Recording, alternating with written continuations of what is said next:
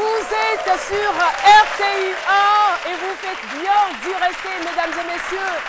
Aujourd'hui, avec moi pour conduire ce beau véhicule, Nessine Dri, que je vous demande d'applaudir très fort. Bonjour Caroline. Oui, bonjour Nessine. Aujourd'hui, on va parler du corosol dans la chronique diététique. Alors, si vous voulez connaître les vertus du corosol, vous n'avez qu'à rester avec nous jusqu'à la fin de cette émission. Et puis, juste en face de Nessine, on a Alissa. Alissa Zena, comment vas-tu? Aujourd'hui, c'est pas les affairages, hein? Non, aujourd'hui, c'est plutôt bien la que déco. ça te colle à la peau parce que on t'appelle Miss Affairage. Ils Mais on ne oublient sait même pas si la dans la déco. réalité, tu es aussi affairée. Mais elle-même, elle a dit que c'est la go la plus affairée de Badi. C'est pas ça? Et je vois à l'écran un chien. Ah, d'accord. c'est il pas n'est chien. seul. Le chien n'est pas seul. Docteur Philo. Voilà, c'est pas un chien. C'est pas un chien. C'est un louveteau, c'est un petit loup. Vous voyez, il s'appelle Flani, c'est un jumeau. Voilà, son Il deuxième. s'appelle comment? Flani. Flani. Jumeau 1. C'est qui? D'accord. Oui, t'es mort fort. Faut dire c'est midi, va dire c'est maintenant tout de suite. Pardon, ça là, quand même, faut dire. Flani, c'est midi. Ah. Mais est-ce que tu l'as bien dressé? Matin là. Ah. Bon, c'est que je suis. Non, pas. Enfin, il Non, vit lui, il a- avec toi, non? Non, lui, comme il est à l'école coranique là, c'est son maître qui fait ça avec lui. Non,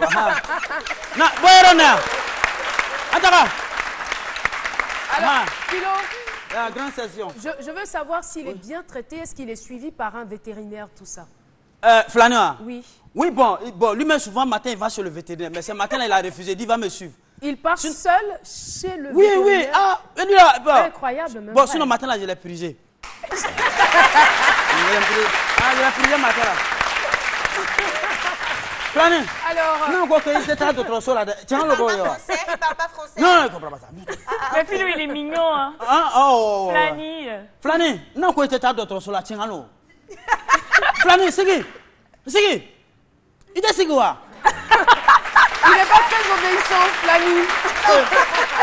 Alors, aujourd'hui, nous avons décidé de nous intéresser à un corps de métier qui est peut-être méconnu et souvent même rejeté de la plupart des Africains. Il s'agit bien sûr du vétérinaire. Le vétérinaire, c'est le spécialiste de la santé animale. Alors, je vais vous laisser en compagnie du docteur, notre docteur Philo, c'est notre consultant en humour qui va se prononcer là-dessus. Alors, Philo, oui. on t'écoute. Tu as de l'expérience, hein, de toutes les façons, tu dresses. Oui, un avec. Flani. Non, Flani, même lui-même m'a dit. Tout de suite. Rodé.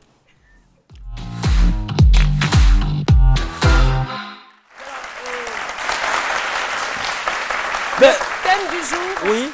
Je ne soigne que les animaux. Oui, généralement, on le sait, hein, de façon professionnelle, c'est les vétérinaires. Voilà, en tant que pluraliste, docteur pluraliste, j'ai fait des études également, des études vétérinaires en Casamance, pour ceux qui ne savent pas. Casamance, au Sénégal, c'est un gros village où les cases sont minces, ça on dit Casamance. Voilà, Casamance. Donc, j'ai fait des études là-bas. Vous savez, quand on dit vétérinaire, dans le langage professionnel, hein, nous les docteurs, on sait de quoi on parle. Voilà. Non, c'est pas. Voilà, le vétérinaire, vous voyez, après les études, sinon, il ressort que les animaux là possèdent plus de nerfs que les hommes. C'est ça, voilà, vétérinaire. Donc, c'est des vétérans en nerfs qui soignent les animaux. Les vétérinaires, c'est des vétérans en nerfs. Donc, nous travaillons avec les nerfs. Et donc, c'est. Comment? Attends, comment tu as fait? Vétéran en nerfs, vétérinaire, c'est simple. Voilà, c'est un métier très passionnant. Voilà. Voilà, un métier très passionnant. Vous savez, les vétérinaires, ils ont l'amour de leur travail. Hein. C'est des gens qui ont décidé de sauver la faune.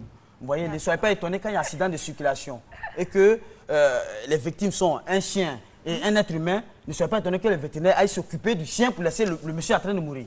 Ça, ne soyez pas étonnés parce qu'ils ont l'amour de leur travail. C'est ce qu'ils ont étudié aussi. Comment? Oui, c'est ce qu'ils ont étudié, mais est-ce qu'ils ont étudié le fait qu'il faut laisser un être humain aller sauver un animal? Non, mais je ne pense pas que ce soit vrai, ça. Si, ça, vous allez le voir tout à l'heure. Vous allez voir avec notre invité. Et aussi, ce qui gêne un peu, quand vous avez un voisin, tu sais que les vétérinaires, là, souvent, ils sont vraiment... Ça, c'est le côté un peu négatif. Ils sont très emmerdants. Les vétérinaires? Oui, quand il faut cauchemar. Si vous avez un voisin vétérinaire, Ah non, moi, toi, j'en ai un. Tu es un spécialiste. Ah ouais. Quand il fait cauchemar, là, ne soyez pas étonnés.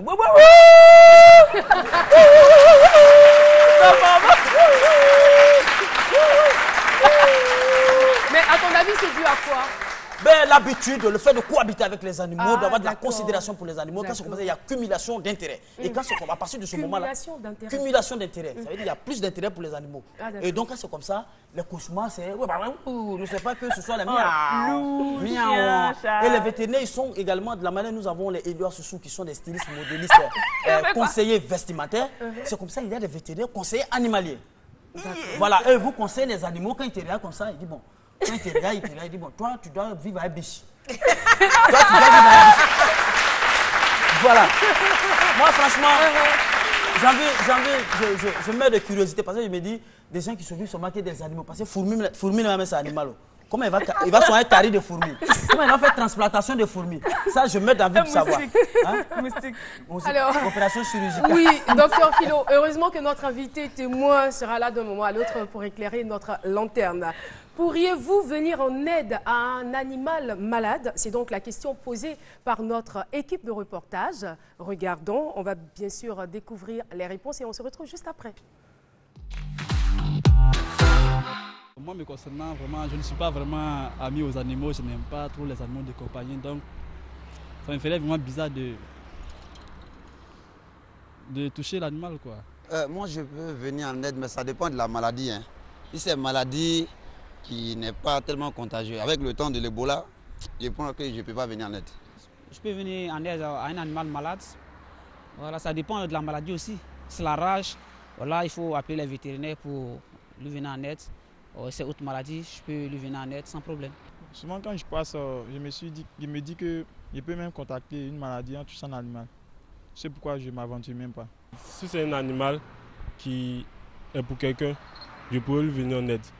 Mais si c'est un animal qui traîne dans la rue, par exemple un chien errant comme ça, bon, je peux le laisser.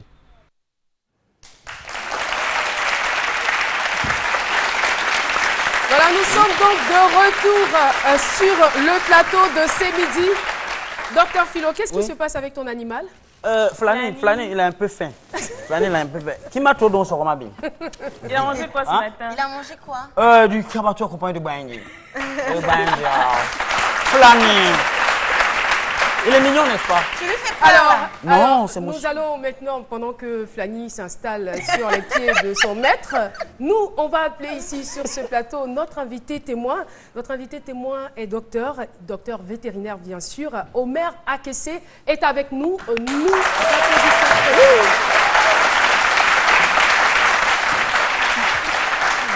Bonjour docteur. Bonjour. Et bienvenue sur le plateau de C'est Midi. Merci. Qu'est-ce que ça vous fait de rencontrer autant de personnes autour d'une table? Bon, ben écoutez, c'est un peu impressionnant, mais je crois que... Mais est-ce que vous vous sentez bien avec les hommes? Ah oui, ben écoutez, j'ai une femme, j'ai des enfants. Heureusement que Flani est là pour booster votre bonne humeur, votre sourire. Alors, on va donc chercher dans un premier temps à connaître, parce que généralement c'est su, mais c'est quand même un domaine, on va dire, méconnu et souvent rejeté. Je l'ai dit à l'entame de cette émission, on se dit, quelle est la nécessité d'avoir un vétérinaire, de conduire son animal à l'hôpital, tout ça on se pose. C'est quoi exactement le métier de vétérinaire? C'est quoi le mandat? Alors, il faut dire que le vétérinaire a plusieurs cordes à son arc. C'est d'abord et surtout un professionnel de la santé animale. C'est-à-dire qu'il va gérer tout ce qui est médecine, chirurgie et toutes les spécialités qui concernent l'animal. Il existe aussi la chirurgie chez les animaux. Toutes les spécialités existantes chez l'homme. Je veux parler de la chirurgie, la gynéco, la dermato. Tout existe chez les animaux. La gynécologie. Ah oui, bien sûr, bien sûr. Elle a parlé de chirurgie plastique. Ça existe? Alors, la chirurgie plastique, en cas d'accident. Ah oui, en cas d'accident, on peut intervenir. Là, on parle de mais chirurgie vraiment réparatrice. de chirurgie réparatrice. Mais à ce niveau, il faut dire que c'est de très hautes spécialités qui, pour l'instant, n'existent pas dans notre pays. Et la psychologie? Parce que Flani refuse d'aller à l'école coranique. Alors, il faut lui dire quelque chose pour qu'il reparte à l'école. Non, mais ce qu'il dit est aussi vrai. Il y a aussi des psychologues de... Flani, bravo! Bravo, Flani! Alors, je veux savoir, comment est-ce qu'on devient vétérinaire? Alors, il faut dire qu'en Côte d'Ivoire, il n'y a pas d'école de formation de docteurs vétérinaires. Ah bon? Depuis les années 90, les vétérinaires sont formés au Sénégal dans une école inter-État qui appartient à 14 pays africains. Et cette formation dure 6 ans. Nous avons une première année de préparation qui est faite souvent en 2-3 ans, vu les difficultés. Il y a une formation de 4 ans et après une dernière année pour préparer ce qu'on appelle la thèse de docteur vétérinaire pour avoir le grade de docteur vétérinaire. Donc, avant les années 90, les vétérinaires ivoiriens étaient formés essentiellement en France et en Belgique. Depuis les années 90. Mais c'est dû à quoi? Ben, je crois qu'il n'y a pas d'école vétérinaire. Peut-être c'est lié au fait que l'activité n'étant pas très développée en Afrique, les pays africains ont jugé opportun de réunir leurs efforts au sein d'une seule école qui se trouve donc à Dakar et qui s'appelle l'EICMV. Et quelles sont les aptitudes qu'il faut avoir pour être un bon vétérinaire ou pour devenir même vétérinaire? Bon, d'abord, pour devenir vétérinaire, pour pouvoir rentrer dans l'école, il faut avoir de bonnes aptitudes intellectuelles. Généralement, c'est des bacs scientifiques qui vont pouvoir rentrer dans ces écoles. Ensuite, je crois aussi qu'il faut aimer les animaux. Il faut aimer les animaux. Ça a été votre cas? Je ne pourrais pas dire que ça a été mon cas. Moi, j'ai eu plus une opportunité. Et donc, je suis devenu vétérinaire et j'ai appris ensuite à aimer véritablement les animaux. Et c'est quoi? Quels sont les animaux que vous soignez? Alors, on soigne tous les animaux, mais pour ce qui me concerne, moi, je suis plus en relation avec le monde des éleveurs. Donc, je soigne surtout tout ce qui concerne les poulets que vous mangez, les bovins. Mais au quotidien, nous avons également les animaux de compagnie, que sont les chiens, les chats, les singes, et puis certains nouveaux animaux de compagnie, les hamsters, etc., etc. Mais ce doit être quand même difficile. Hein. Je veux dire, vu qu'ils ne parlent pas, comment est-ce que vous arrivez à les diagnostiquer, à savoir, oui, que ça ne va pas, soit il a mal à la tête, ou il a mal à la dent, ou qu'il a mal au ventre? Comment vous arrivez à le savoir? Alors, le vétérinaire peut être comparé à un pédiatre. La maman va voir le pédiatre, mais l'enfant ne parle pas. Donc, nous avons une démarche diagnostique à travers les questions que nous allons poser au propriétaire. Il va donc nous renseigner et ensuite nous allons passer à un examen clinique. Nous allons l'ausculter avec un stéthoscope, on va prendre sa température, on va faire quelques palpations. Je crois qu'on va passer quand même à la phase pratique des choses. Voilà. Vas-y, Flani, matin là. Flani soit non, mais Flani, je crois que visiblement, il est bien portant. Ah, d'accord, bravo. Flani, tu as qu'un yanama. Mais Flani a les yeux larmoyants. Il pleure. Il est chicoté ce matin, il ne voulait pas aller à l'école coranique. Donc, c'est ce qui fait qu'il a traîné. C'est certainement l'émotion. Mais moi, c'est vrai? Sérieux? Oui. Flani, il est très content d'être là. Émotif, mais dans le cas d'espèce... Mais Flani pleure. Mais pourquoi il pleure? Il a les larmes qui coulent. Non, c'est pas normal. C'est pas normal. Ah, donc vous voyez c'est que... des pleurs. C'est pas des pleurs. C'est quoi alors? Ça peut être quoi? Ça, il faudrait qu'on regarde. Est-ce qu'il n'y a pas une petite irritation qui a eu lieu pendant qu'il jouait avec son maître? Irritation. C'est mon héritier. Donc ça c'est irritation. Ah d'accord, irritation. Oui, merci. Dites-moi docteur, mon héritier. Quel est l'animal le plus insolite que vous avez eu à traiter? Alors, nous avons, dans ma formation, nous avons eu à faire, alors là, ce n'était pas un traitement, mais c'était une baleine. Ah. Ce n'était pas un traitement, c'était une baleine que nous avons disséquée. C'était précisément à l'école vétérinaire de Nantes. Ça m'avait vraiment impressionné. Une baleine qui a échoué au bord de la mer et donc ils l'ont remorqué jusqu'à l'école vétérinaire et ça a servi toute l'année à faire de l'anatomie sur cet animal-là et j'avoue que j'ai été très très impressionné par ça. Ici, nous avons très peu d'animaux insolites, mais pour ceux qui ont eu la possibilité de faire des études dans d'autres contrées, nous avons affaire souvent à des pitons. Moi, je n'ai pas eu le courage d'en toucher, mais j'ai dû assister. Pourquoi vous avez la phobie des pitons, des serpents? Bon, disons que comme beaucoup de gens, on n'est pas très rassurés. Vous voyez, par exemple, dans les zoos, il y a des vétérinaires qui interviennent sur des animaux parfois très féroces, mais il y a toute une technique derrière qui accompagne ce métier. Oui, Philo. Oui, j'ai envie de demander un peu les hommes, les êtres humains, par rapport un peu aux animaux. Parce que moi, j'ai reçu, il y a de cela 3 jours dans mon cabinet, puisque je suis docteur généraliste. Un monsieur qui a vécu pendant 20 ans. J'espère que vous êtes inscrit à l'ordre des vétérinaires. C'est déjà fait. J'ai mon manager qui se charge de ça. Maintenant, il a passé 20 ans à Paris. Maintenant, il rentre, je le reçois. Je lui dis, mais monsieur, vous souffrez de quoi? Il dit, j'ai une toux de chien. Je lui dis, mais est-ce que vous mangez? Il dit, moi, je mange comme une vache. Je lui demande, monsieur, est-ce que vous êtes marié? Il dit, ma femme et moi, nous nous aimons comme 2 pigeons. Je lui dis, là, nous, on soigne les êtres humains. Allez-y, voir un vétérinaire. Vous l'avez reçu là-bas, ce monsieur? Tout animal sur lui. Vous l'avez reçu. Quel plan avez-vous pour ce monsieur-là? Parce que tout est chien sur lui. Alors, je crois qu'effectivement, dans le langage courant, on utilise beaucoup des images des animaux pour pouvoir parler. Effectivement, quand on parle d'être comme des pigeons, c'est des animaux qui sont assez fidèles. Alors, docteur Akessé, est-ce que vous n'entendez pas souvent des propos du genre moi, mais je n'ai même pas l'argent pour manger ces chiens, je vais envoyer à l'hôpital. Ça arrive, non? Alors, ça arrive, mais c'est des propos qui viennent souvent de personnes qui n'ont pas de chiens ou qui n'ont pas d'animaux de compagnie. Parce que ceux qui ont des animaux de compagnie, ils ont une autre approche, ils ont une autre vision de ces animaux qui sont même plus considérés comme des animaux, mais qui deviennent pratiquement comme des compagnons.